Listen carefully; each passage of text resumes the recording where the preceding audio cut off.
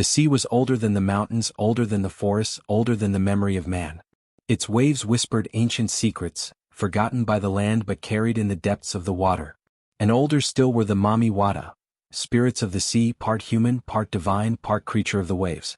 They had existed since time beyond time, sometimes blessing mortals with beauty and wealth, sometimes cursing them with madness or ruin. Some said they were mermaids, some said witches, some said gods. What was true remained known only to the waves themselves. In villages along the coast, tales were told in hushed tones by firelight, of fishermen pulled beneath the waves by unseen hands, of shimmering figures glimpsed on moonless nights, of strange songs that lured the unwary into the depths. But few believed these stories anymore.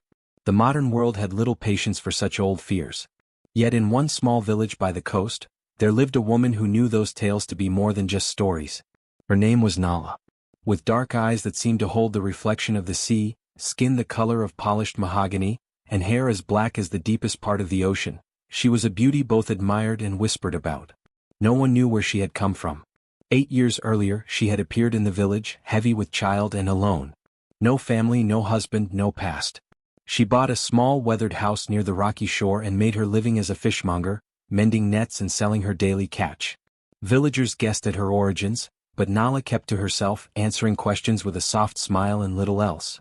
No one knew that beneath her calm exterior she carried a terrible and wondrous secret. She was half Mami Wata, born of a union between a mortal man and a sea spirit. And her twin daughters, Zira and Lena, were not entirely human. At birth, their tiny forms had shimmered with faint iridescence, and though they could walk and speak like any child, when the sea's touch met their skin, silvery scales would appear on their arms, legs, and faces. Their hair would flow as if underwater, their voices would take on a melodic echo. Nala had sworn to protect them. No one must ever know. 8 years ago, Nala had appeared in the village as if carried in by the tide. One misty dawn, as the fishermen hauled in their nets and the market women opened their stalls, she walked barefoot along the stony path that led from the sea to the cluster of mud brick homes. Her long cloak was damp with salt spray, her hair tangled from the wind. She carried no bundle, no coin purse, only the weight of her swollen belly and a quiet, determined gaze. The villagers watched her arrival with suspicion and curiosity. A lone woman, clearly heavy with child, no family to greet her, no companions to explain her presence. In a place where everyone knew everyone, a stranger with no past was unsettling. Whispers followed her wherever she went. Who is she? Where did she come from? Why is she alone? The older women, seated beneath the great baobab tree, speculated endlessly. Some said she had run away from a cruel husband. Others insisted she was the daughter of a disgraced family from another village. A few of the more superstitious muttered darker things, that she was a witch or worse, a spirit in human form. But Nala paid them no heed. With quiet resolve she purchased a crumbling old house near the rocky shore, a place long abandoned and avoided by others. From there she began to build a life. The sea became her livelihood. At dawn she would wade into the shallows, casting her net with graceful movements, her eyes fixed on the horizon. By mid-morning she would return with baskets of fish, gleaming silver, red-finned, or deep blue, displaying them at the market. Her skill was undeniable, her catch always the finest, and so the villagers tolerated her. Men admired her beauty, tall and slender, with a regal bearing and eyes that seemed to hold the depth of the sea itself. Women eyed her warily but respected her hard work. Still no one truly knew her. When asked about her past, Nala would smile softly and say only, "The sea brought me here. That is enough." In the privacy of her home, away from prying eyes, her life was different. Her twin daughters, Zira and Lena, had been born on a stormy night shortly after her arrival. The midwife who assisted her left the house pale-faced, refusing to speak of what she had seen. From that night on, Nala kept the girls hidden. During the day they remained indoors learning from their mother, lessons of language, music, and the old ways of the sea. They were bright, curious, and beautiful, with their mother's deep eyes and an otherworldly grace. But Nala's most important lesson was this: you must not be seen. Not yet. The world is not ready for you. For when the moon was high and the village slept, Nala would take her daughters down to the hidden cove, where the sea lapped gently at the rocks. There, beneath the stars, Zira and Lena were free.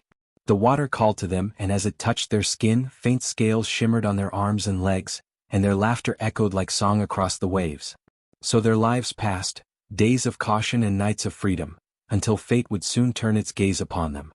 The years drifted by like tides drawn by the moon, and Nala's twin daughters, Zira and Lena, grew into bright, beautiful children, half of the sea, half of the land.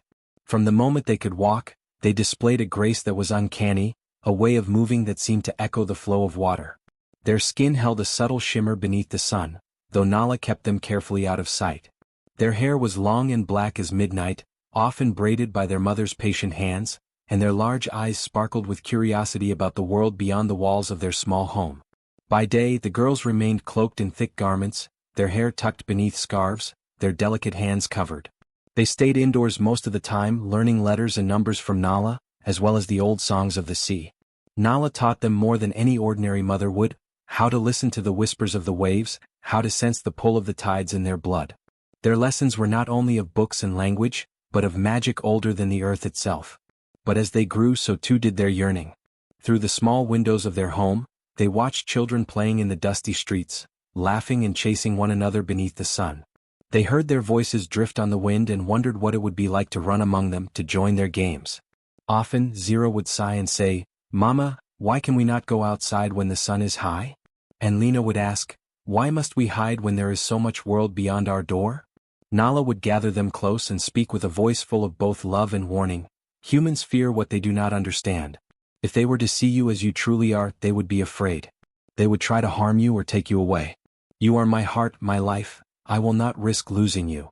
The girls would nod solemnly, though their longing never faded. But there was one time when they could be truly free, beneath the light of the moon. On clear nights, when the village slept and the stars shimmered above, Nala would lead her daughters down the hidden path to the secret cove.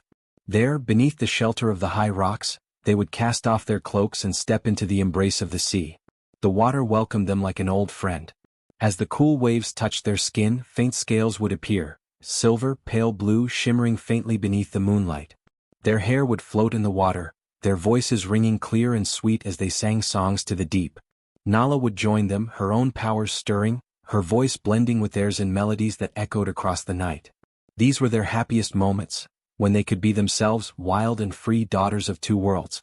They swam with dolphins and schools of fish, danced among the waves and whispered secrets to the sea. But the sea was not the only one listening. In the village, rumors began to grow. Fishermen returning late at night spoke of hearing strange voices carried on the wind, voices that were neither bird nor human. A few claimed to have glimpsed figures in the water, tall and graceful, with hair like flowing ink and skin that glimmered faintly. Near the shore, where the rocks met the sand, villagers sometimes found faint trails, marks where something smooth and scaled had passed. Witches, some whispered. Spirits of the sea, others said. Fear began to creep into their hearts, as fear always does when the unknown stirs close to home. Mothers warned their children not to wander too near the shore at night. Men sharpened their knives and spoke in low voices at the tavern. Yet no one dared confront Nala directly. She still moved through the market each morning with her baskets of fish, her gaze calm and distant. But the stares grew colder and the greetings fewer. The village was watching, waiting for what they did not know. And all the while, Zira and Lena grew, their powers deepening with each passing tide, their longing to belong to both worlds growing stronger with every beat of their hearts. It was in the season of high winds, when traders from distant coasts arrived with their boats heavy with goods, that Kojo first came to the village. His ship, painted in bright reds and golds, caught the eye of everyone at the dock. Kojo himself was a striking figure, tall, broad-shouldered, with smooth ebony skin, a well-kept beard, and a quick smile that won people over with ease. His voice, deep and warm, carried the lilting accent of the northern coast. He brought with him fabrics dyed in rich colors, spices fragrant and rare, beads that shimmered in the sun, and tales of places far beyond what the villagers had ever seen. It did not take long for Kojo to become a welcome presence in the market. His charm was undeniable. He laughed easily, bargained fairly, and treated everyone with respect. Even the old women who usually eyed strangers with suspicion found themselves smiling in his presence. But while Kojo engaged the villagers with light-hearted banter, his eyes often drifted toward the lone fishmonger at the edge of the market, Nala. He watched her with growing curiosity. There was something about her, something that set her apart from all others. It was not just her beauty, though that was undeniable. It was the way she moved, as if the very air parted for her. The way her eyes seemed to see beyond the surface of things. Kojo found himself drawn to her, day after day. At first, Nala ignored him. She had grown used to the admiring glances of men and the whispered speculations of women. She wanted no part of it. Her life was carefully built, her daughters her only concern. But Kojo was not easily discouraged. He greeted her every morning with a respectful nod, sometimes a few kind words, and slowly, a strange friendship began to form. Weeks passed. Kojo would offer to carry her baskets or leave small gifts by her stall. Nothing too bold, nothing to draw suspicion. He spoke to her not as a man seeking to possess, but as someone genuinely interested in her thoughts, her stories. And though Nala kept her guard high, there was something sincere in Kojo's gaze that softened her resolve. One afternoon as the sun dipped low, Kojo found her walking alone along the shore. "I know there are things you do not speak of," he said gently. "I am not here to ask questions you do not wish to answer. But if there is ever a burden too heavy, know that you do not carry it alone." There was no demand in his voice, only quiet understanding. It was the first time Nala truly looked at him, not as a stranger, not as a threat, but as a man who might be worthy of a sliver of trust. Slowly, very slowly, the walls she had built around her heart began to crack. In time, Kojo became a familiar presence, not only in the market but near her home. He never pushed, never overstepped. He would sit outside talking with Nala while the girls watched from within. Curiosity grew in Zira and Lena. They had never known another adult besides their mother. They whispered to each other about the tall man with the kind eyes and the deep laugh. And when Nala, after much hesitation, allowed Kojo to meet them, the twins regarded him with wary curiosity. Kojo, for his part, treated them with gentle respect. He brought them small gifts, a carved wooden dolphin, a necklace of bright shells. He spoke softly, answering their endless questions about the world beyond the village. Gradually, their wariness gave way to a cautious fondness.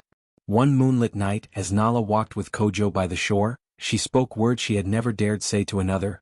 "There are things about me, about my daughters, that must remain hidden. If you care for us, you must promise, never speak of what you see, never betray what you do not understand." Kojo placed his hand over his heart. "On my life I swear it. I would never harm you or your girls." Against her better judgment, Nala allowed him deeper into her life. And for a time, it seemed as though perhaps at last they could know something like peace. The wind howled through the village, bending the tops of the tall palm trees as dark clouds churned above. Waves crashed against the rocks with a violence that seemed to shake the earth itself. It was a stormy night, the kind of night when even the bravest fishermen stayed ashore, and families huddled indoors with shutters drawn tight. Only the sea seemed alive, its voice rising in wild song as rain lashed the land. But Nala was not afraid of storms. The sea was in her blood and she knew its moods well. Storms held a strange allure for her daughters too, their magic stirring when the waters raged. And so, wrapped in thick cloaks, she led Zira and Lena along the hidden path to the secret cove. The twins whispered excitedly, their eyes gleaming with anticipation. This was when they felt most alive, when the sea called them with its wild voice. What Nala did not know was that they were being followed. Kojo had noticed her quiet departures on certain nights when the moon was bright or the wind strong. He had asked no questions as he had promised. But curiosity had begun to gnaw at him, fed by the strange stories swirling in the village. Fishermen spoke of voices on the wind, of strange glimmers in the waves. The pieces of an unsettling puzzle began to form in his mind. And then came the whispers. Traders from other coasts spoke of Mami Wata, of sea spirits whose scales were worth their weight in gold on the black markets of distant cities. A single shimmering scale could fetch a fortune. The capture of such a creature could make a man rich beyond imagining. Kojo tried to banish these thoughts. He had come to care for Nala and for her daughters. They had accepted him, trusted him. But greed is a poison that spreads quickly. The idea of untold wealth, of rising beyond the life of a wandering trader, took root in his heart. On this stormy night, the temptation proved too great. Cloaked in darkness, he followed at a distance, his footsteps muffled by the wind and rain. Nala, her senses focused on the rising tide, did not sense him trailing behind. He watched from the shadows as she and her daughters reached the hidden cove. There, beneath the shelter of high rocks, they cast aside their cloaks and waded into the churning surf. And then, before his disbelieving eyes, the transformation began. As the salt water touched their skin, faint silver scales bloomed along their arms, legs and faces, shimmering even in the storm's dim light. Their hair floated as if underwater, though the tide only lapped at their waists. Their voices rose in song, haunting, beautiful, ancient. It was a sound that seemed to reach into the deepest parts of the soul, both enchanting and terrifying. Kojo's breath caught in his throat. The tales were true. Mami Wata lived here in this very village. And Nala's daughters were among them. Fear surged through him, mingled with awe. His first instinct was to flee, to forget what he had seen. But then another thought slithered into his mind. What if I could sell this secret? What if I could capture them or their scales? The promise of wealth, of power, was too great to ignore. Heart pounding, he retreated into the night, unseen by the three figures still singing to the sea. He told himself he would do nothing, he would keep his word. But as dawn broke and the storm subsided, the hunger for gold burned brighter in his chest. All that day Kojo paced within his small room at the inn. Memories of Nala's kindness, the girls' laughter, warred with the vision of glittering scales and the riches they could bring. He told himself he cared for them, perhaps even loved Nala, but what was love compared to the chance to rise above this life of wandering, of scraping by? One act of betrayal could change everything. By nightfall the decision was made. His heart, once filled with warmth for Nala and her daughters, had turned cold with greed. He would tell the right people, those who knew how to deal with such secrets, who could help him profit from what he had seen. And with that choice, the fate of Nala, Zira and Lena was sealed. The following evening, with the storm past and the skies cleared, the village breathed a tentative sigh of relief. The air smelled of salt and damp earth. Life began to return to normal. Boats pushed out to sea, market stalls reopened, children ran laughing through the muddy streets. But beneath this fragile calm, a new storm was beginning to take shape, one that would not be eased by the clearing skies. Kojo sat alone at a table in the dim tavern, a jug of palm wine before him. He drank deeply, his thoughts restless, the weight of his decision gnawing at his mind. The faces of Nala and her daughters haunted him, their trust now a chain around his neck. But stronger than guilt was the fire of ambition burning within him. He could not go back. He had chosen his path. As the night wore on, more men arrived, fishermen, traders, younger villagers eager to boast and gossip. The tavern soon filled with voices, laughter, and the scent of smoke. Kojo, already well into his cups, found himself unable to resist the pull of conversation. His words began to flow as easily as the wine. "They say there are spirits in the sea," he began, his voice low, drawing curious glances. "But what if I told you those spirits live among us?" The men leaned in, intrigued. Kojo drank again, the alcohol loosening his tongue. "The widow Nala. You've seen her. Strange, beautiful, no past, no family. And her daughters, hidden away, never seen in the sunlight." Murmurs rose around the table. "I followed them," Kojo continued, eyes glittering. "I saw it with my own eyes. In the cove, when the moon was high. They changed. Scales, shimmering skin, singing to the sea." Gasps of disbelief echoed through the room. Some laughed nervously, others looked around uneasily. "You're drunk?" one man scoffed. "Telling old fishwives' tales." But Kojo's voice sharpened, more insistent. "No tale. They are Mami Wata or worse. And their kind brings ruin. The spirits will curse us for harboring them, or worse, take our children, drag our boats beneath the waves. You've heard the stories, strange sounds at night, bad luck on the sea. It's them." The fear that had lingered in the background of the villagers' minds now surged to the surface, stoked by Kojo's words. Fear, and something darker, greed. If such creatures truly existed, what might they be worth? What power or wealth could be gained? By the next morning, the rumors had spread through every corner of the village. "The widow hides mermaids," they whispered. "Sea spirits in human form. She bewitched Kojo. He speaks only the truth." The elders frowned, recalling old stories from their own youth. The fishermen grew restless, remembering strange nights on the water. The market women looked at Nala with narrowed eyes. Soon fear turned to anger.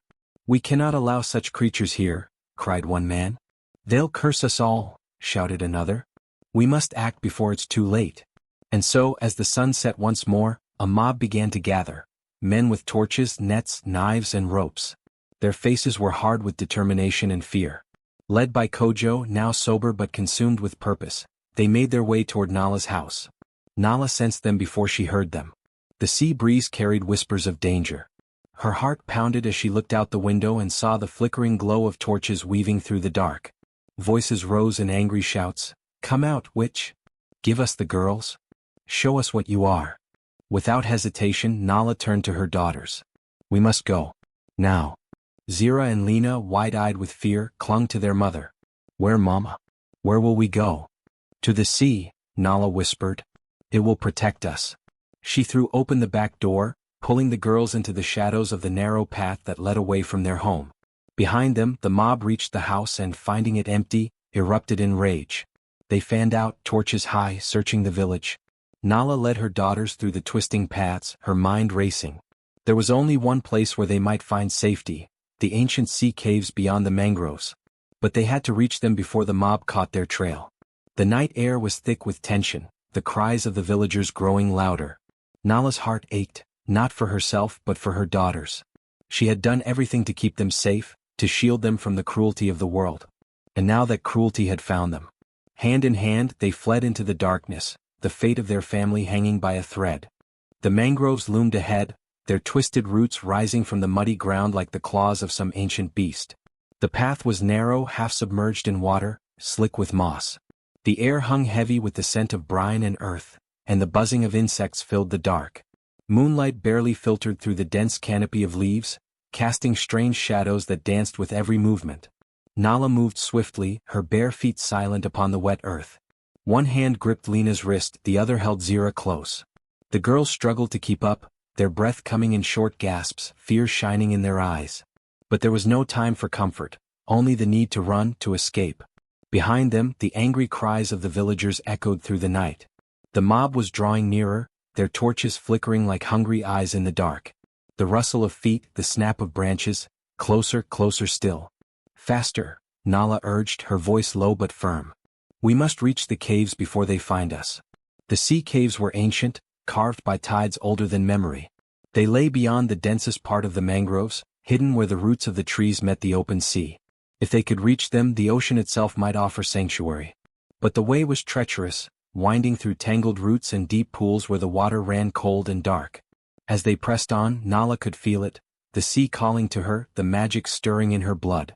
Her connection to the water had always been strong, but now, under threat, it surged with new force. The tide was rising, the currents shifting. The mangroves whispered to her, ancient and knowing. Behind them, Kojo led the hunters, guilt gnawing at his heart with every step. His hands were slick with sweat, though the night was cool. Each shout that escaped his lips felt like a betrayal given voice. But he forced himself onward. He had made his choice. There could be no turning back now. The men stumbled through the mangroves, torches held high, nets and ropes at the ready. Find them. Kojo shouted. They can't be far. The fear in their hearts fueled their anger, made them reckless. They believed they were protecting their village, their way of life. But beneath that fear, greed simmered, visions of wealth, of power gained from capturing the Mami Wata and their kin. The chase wound deeper into the mangroves. Branches clawed at Nala's arms, roots threatened to trip her, but she moved with purpose, her senses attuned to every shift in the air, every ripple in the water. Her daughters clung to her, trusting her to lead them through the darkness. Then with a thought, Nala reached out to the water around them. The surface of the pools shimmered, rippled in response to her silent plea. Slowly the tide began to turn, rising to flood the narrow paths, swallowing tracks, masking their scent. The villagers, struggling through knee-deep water, cursed and stumbled.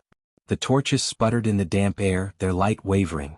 Something's wrong, one man muttered. The tide, it's unnatural.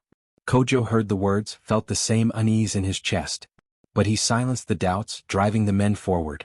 It's her magic, he shouted. Don't let her escape.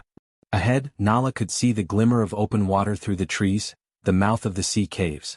Relief surged within her, though the danger was far from over. The caves would offer shelter, but only if they could reach them in time. As they neared the edge of the mangroves, the water grew deeper, swirling around their legs. Nala's magic intensified, the currents twisting, pulling at the pursuers. Small whirlpools formed in their wake, dragging at feet, slowing their advance. Still, Kojo pressed on, driven by desperation. He could hear the girls' cries, the splash of their flight. They were close, so close. But the mangroves were alive with Nala's will. Branches seemed to shift, roots to writhe, forming barriers that forced the hunters to stumble, to lose their way. The water rose higher, hiding the path, swallowing the light of the torches. Nala pushed her daughters onward, her heart pounding. Almost there, she whispered. Do not look back. And then, through the last tangle of roots, they broke free, into the open, where the great stone arch of the sea caves yawned before them. The waves surged in and out of the entrance, cold and wild. It was a place of power, sacred to the Mami Wata. Here perhaps they would find safety. But behind them, the cries of the hunters rose again, closer than before. The chase was not yet over. The sea caves loomed before them, vast, ancient, carved by the ceaseless breath of the ocean. Their stone mouths opened to the rising tide, and deep within, darkness reigned. No torches burned here, no human hand had marked these walls. The caves were sacred, a place where the Mami Wata had gathered for centuries, unseen by mortal eyes. Their voices still echoed in the stone, in the rush of water through hidden tunnels. Nala led her daughters across the slick rocks, her feet sure despite exhaustion. Zira and Lena clung to her hands, their small faces pale with fear. The cold salt spray clung to their skin, and already faint scales shimmered beneath their sleeves. They were near the sea's embrace now, near the place where their blood sang with ancient power. At the heart of the largest cave, a great stone pool lay, deep and black, its surface as smooth as glass. Nala knelt before it, her breath coming in ragged gasps. Her heart pounded, not from the run but from the knowledge of what was to come. She could feel the sea's presence all around her, vast and watchful. She pulled her daughters close. "Stay with me. Do not be afraid." Then, lowering her head, Nala spoke, not in the language of the land but in the old tongue of the sea. Her voice echoed through the cavern, a low chant that rose and fell with the rhythm of the waves. "Mothers of the deep, fathers of the tide, hear me. Your child calls. Your blood calls. I seek your mercy, your protection. I bring my daughters to your sacred place. Do not let them be taken. Do not let them be harmed. Help us, please." Her words faded into the shadows, swallowed by the cavern's vastness. For a long moment only the sound of waves answered. The girls huddled close, eyes wide. Then the water stirred. From the depths of the pool, a faint glow began to rise. Shapes, faint and shimmering, moved beneath the surface. Voices, not of the air but of the water itself, filled the cave. Soft, ancient, neither male nor female but the voice of the sea. "Daughter of our blood, you come to us in need." Nala bowed her head. "Yes. They come for us, humans filled with fear. They will harm my daughters. I beg you, grant us your protection." The voices swirled around her, echoing from every surface. "Protection always comes with a price. The balance must be kept. If we shield you, a choice must be made." Nala's throat tightened. What choice? Before an answer could come, the sound of shouting echoed from the cave's mouth. The hunters were near, Kojo's voice above them all. "They're here." The caves. "Hurry." Torches flickered against the stone, drawing closer. Nala's heart twisted. Time was running out. Again the voices spoke. "One must remain, or all will be lost. Blood for blood. Freedom for sacrifice." Nala's breath caught. She looked down at Zira and Lena, her beloved daughters, who gazed up at her with wide, terrified eyes. "Mama, what do they mean?" Lena whispered. "We don't want to leave you," Zira cried. Tears filled Nala's eyes. "I will not let them take you. Whatever the cost." The water surged.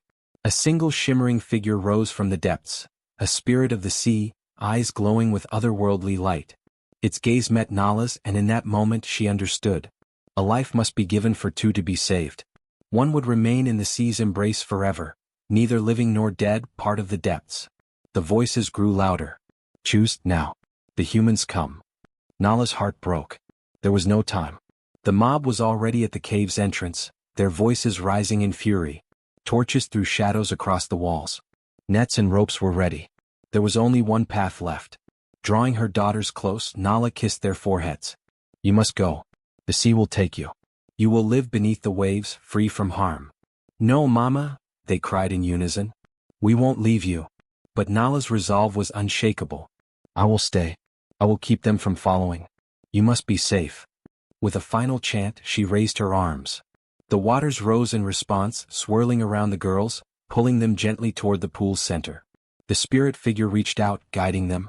The girls cried out, reaching for their mother, but the current carried them deeper, deeper. And then the hunters arrived. Kojo burst into the cave, torch in hand.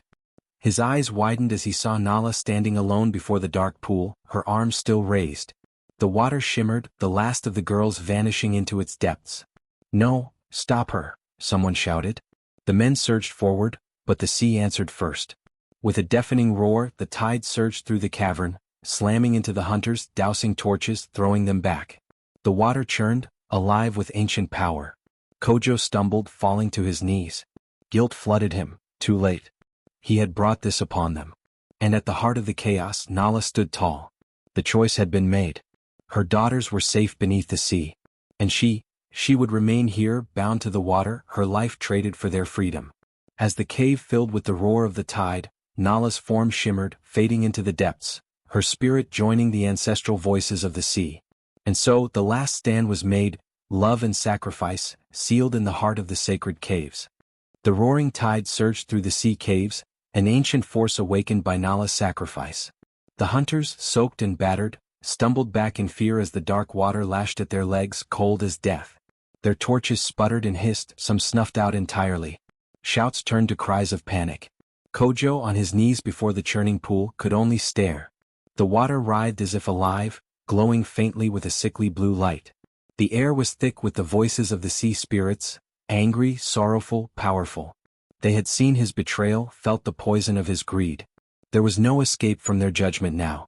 The tide rose higher, waves lapping at the hunters' chests. They scrambled toward the mouth of the cave, slipping and clawing over slick stone. Some dropped their nets, their knives, desperate to flee the place they had so eagerly invaded. Terror gripped them. This was no ordinary storm, no trick of nature. This was the will of the sea itself. But for Kojo there would be no escape. As he tried to rise, unseen forces gripped his ankles. Cold tendrils of water, stronger than iron, wrapped around him, pulling him back toward the dark pool. He struggled, gasping, clawing at the stone floor. His eyes darted to the others, but none dared approach him now. The men watched, frozen in horror, as Kojo was dragged inch by inch toward the heart of the sea's fury. "No. Please." Kojo shouted, voice cracking with terror. "Forgive me. I meant no harm." But the spirits heard only his guilt, his betrayal. No plea could undo the choice he had made. With a final, desperate cry, Kojo was pulled beneath the black water. The surface stilled for a breath, then churned violently. No trace of him remained, only the echo of his screams swallowed by the depths. The villagers could take no more. Panic seized them and they turned, fleeing through the flooded tunnels, their shouts lost in the roar of the tide. The sea spirits had shown their wrath. No man would dare remain. As the last hunter stumbled from the cave, a deep rumble shook the earth. The stone walls groaned, cracks spreading across the ceiling. With a mighty crash, the entrance to the cave collapsed, rocks tumbling in great slabs, sealing the sacred place from the world of men. When the sun rose the next day, the mouth of the sea caves was gone, nothing but jagged stone and restless waves. Of Nala and her daughters there was no sign.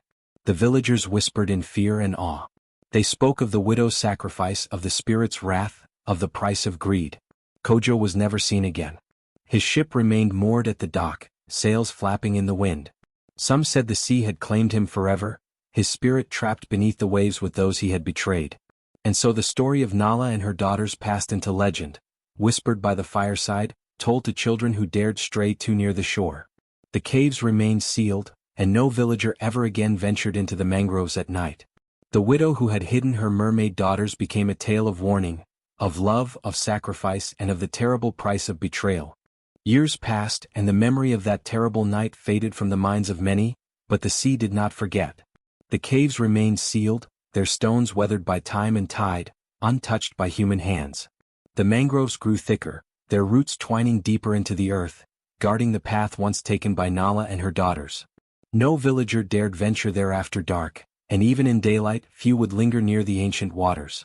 But the fishermen, those whose lives were bound to the sea, knew that some things could never be buried.